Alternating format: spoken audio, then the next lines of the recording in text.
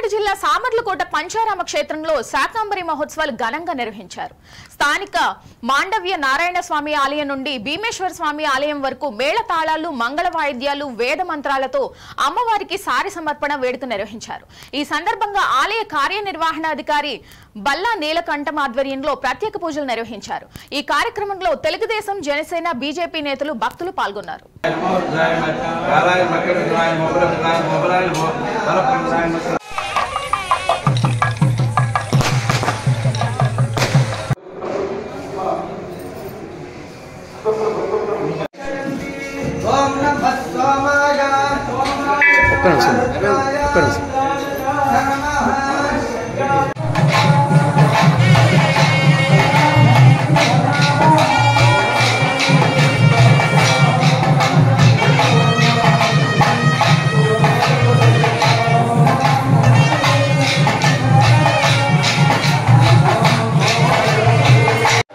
కాకినాడ జిల్లా సామర్లపట్నంలో వేయించేసిన శ్రీ బాలా త్రిపుర సుందరి సమేత శ్రీ చాళుక్య కుమార రామ భీమేశ్వర దేవస్థానం పంచరామ క్షేత్రం నందు ఈరోజు శాకంబరి ఉత్సవం జరిగింది.